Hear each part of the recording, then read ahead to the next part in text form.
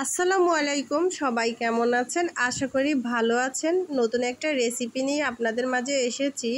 আজকের রেসিপিটা হচ্ছে শুটকি মাছ ভর্তা।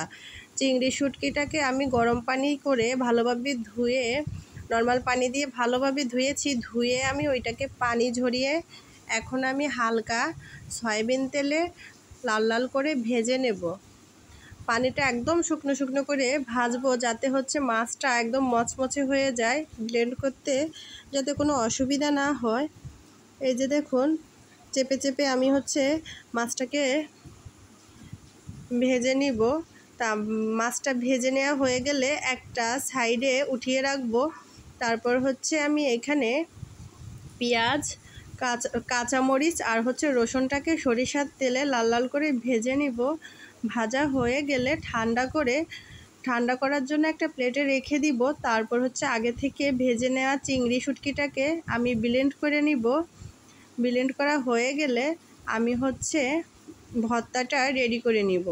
তো এইখানে ব্লেন্ড করা হয়ে গেছে। এখন আমি কাঁচামরিচ, রসুন, পেঁয়াজ আর হচ্ছে সরিষার তেল আর লবণ দিয়ে ভালোভাবে পেঁয়াজ, মরিচ, রসুনটাকে চটকিয়ে নিব।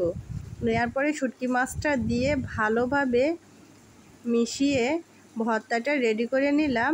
এই যে দেখুন আমার চিংড়ি শুটকি ভর্তার ফাইনাল লুক। আশা করি আপনাদের কাছে ভালো লাগবে।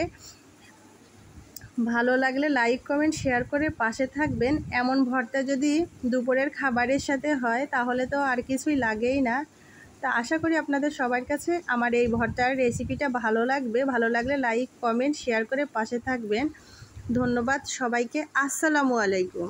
দুঃখ যদি বিক্রি হইতো হইতাম আমি ধনী, আমার কাছে দুঃখ নাই রে, আছে দুঃখের খনি।